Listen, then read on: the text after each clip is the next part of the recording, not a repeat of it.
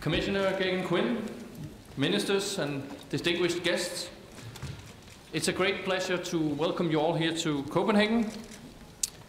And it's a pleasure to welcome you to this very important ministerial conference on Horizon 2020. This is indeed an important week for Europe. It's a week where Europe's challenges, both on the immediate and long term, are at the top of the political agenda. On Monday, the EU heads of state and government met in Brussels in the European Council, where they discussed growth and employment policy, and not least reached an agreement on the financial pact. The main aim of the financial pact is to restore confidence in European economies, and this is essential. Responsibility breeds trust from the markets and is a prerequisite for renewed prosperity. Monday also saw a conference in Brussels on the European research area about how to create a real single market for researchers so that we can even better address the major challenges of our time through European cooperation. Now, more than ever, we need the best brains working together across borders. And today we're gathered in Copenhagen to discuss how we can put the largest collaborative research program in the world together, but also how it could be strong and efficient. It's a program that will be a crucial instrument in ensuring Europe's future. So, indeed, this is a week of important European discussions. It's no secret that Europe is faced with great challenges. Debt is high, growth is low, innovation is insufficient, and jobs all over Europe are being lost. That's the prevailing challenge of the day, but there will be more challenges lying ahead. And tomorrow's challenges will not be easier. On the contrary, we must solve cross-border challenges related to climate, energy, environment, and security. And we're all challenged by increasing global competition from Asia and from new emerging markets. It's a new world order. So we have to improve our competitiveness. We must be smarter than the rest. We must invest today in growth for tomorrow. The response to Europe's challenges is not business as usual. This is a cornerstone of Horizon 2020. It's not just the name of the framework program that differentiates itself from previous programs. Horizon 2020 is in fact a real paradigm shift. And I think there are three crucial elements that separate Horizon 2020 from previous framework programs. Firstly, all EU research programs will be gathered into one large and powerful program marked by more simplicity and flexibility.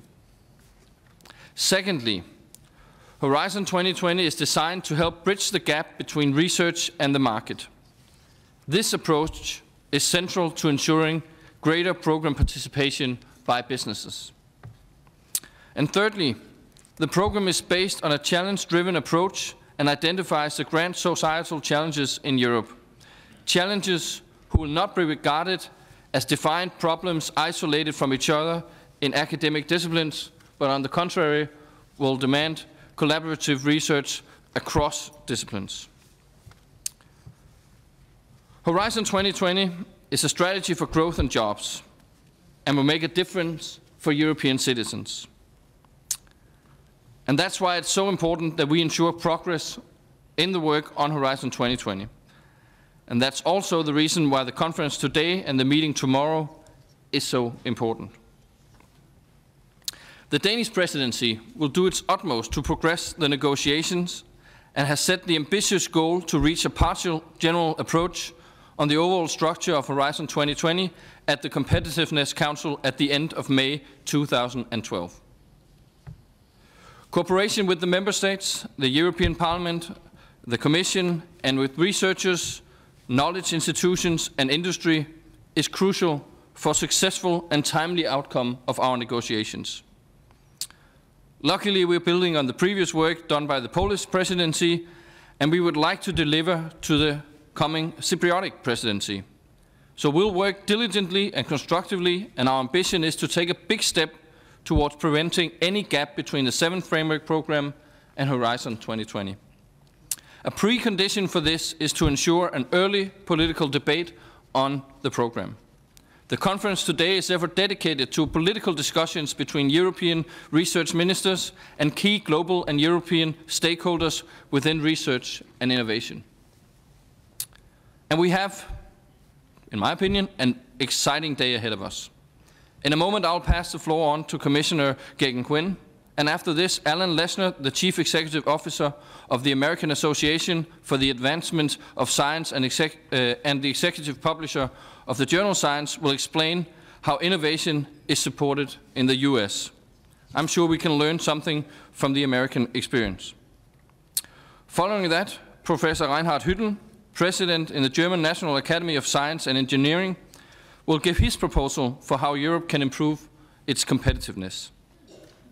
We will then have a roundtable debate, and this will be followed by brief parallel workshops focusing on each of the 3 pillars of Horizon 2020: societal challenges, industrial leadership, and excellent science. The purpose of the workshops is to facilitate a direct dialogue between research ministers and key stakeholders. And each of the workshops will be kicked off by brief presentations from key stakeholders. So, this is indeed an important week for Europe, a week of vital discussions, a week of great opportunity.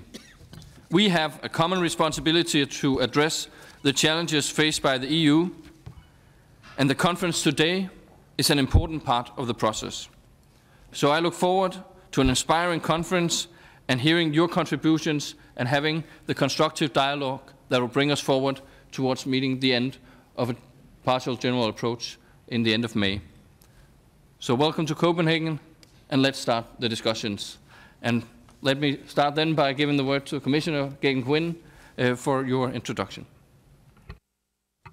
Thank you, President. Ladies and gentlemen, let me first of all express my gratitude to Minister Østergaard.